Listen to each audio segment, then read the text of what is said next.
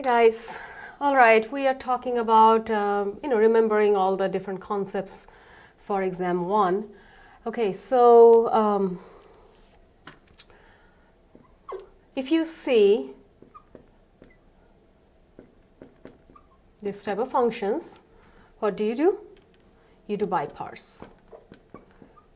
So by parse works when you have two completely different type of functions sitting together, right? This is a polynomial, this is an exponential.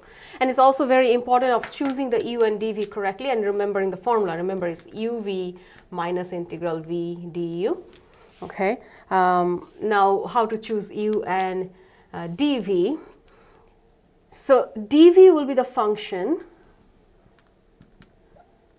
that you have to integrate, right? To get v. V is when you integrate. So you make sure you choose the function that you know how to integrate.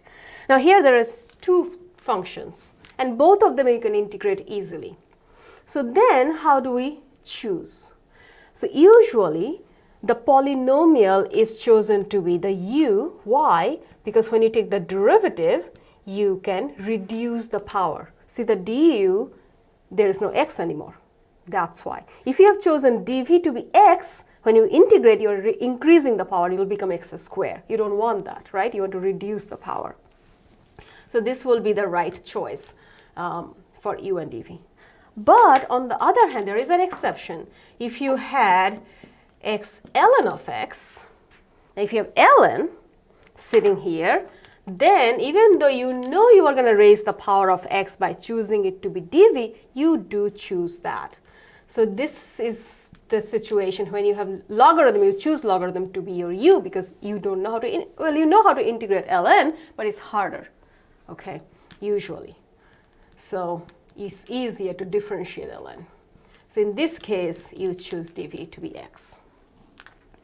So do the problems again, look at the different problems on by parse. You've done quite a few probably at this point. See what type of combination of functions, how to choose u and dv. So go back and review those, okay?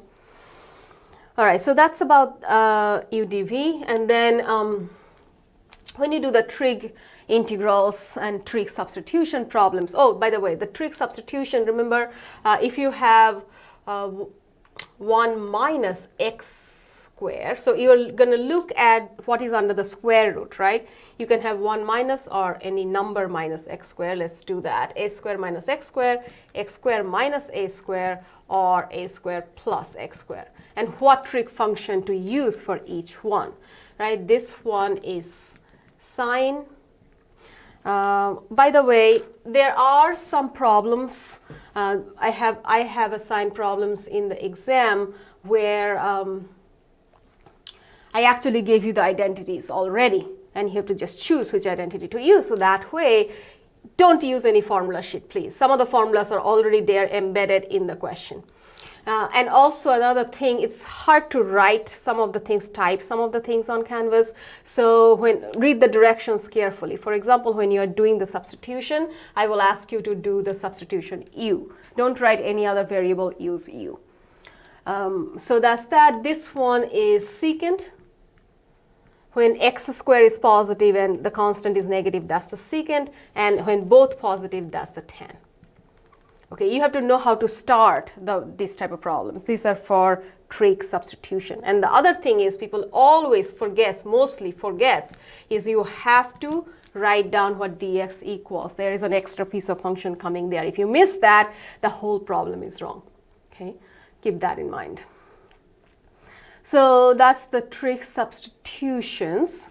And then when you're doing the trig integrals, so if you have like sine cube, cosine 5 or 4, let's say, x dx, that's one type of problem. I told you again in my videos, lecture videos, how to do them. I'm just reminding you what to do. The odd one, the one that has the odd power, that will be the du. So in this case, u is going to be cosine. Okay, because what happens when you pull out one sine, you will have a sine square left, and sine square can be written in terms of cosine square by the identity. And then you have the cosine is u, so that will work. So the odd ones, if both odd, you can choose either one, right? And for secant tangent, if you have secant square, then that can be brought in, because secant square is a du where u is tangent, or you can also bring a secant x tangent x dx as your du, because that's the u will be secant in this case. That's the derivative of secant. So go over those different types of situations as well. And go over my lecture videos if you have forgotten, if you don't know or don't understand what I'm talking about. Go look at those lecture videos again. All right.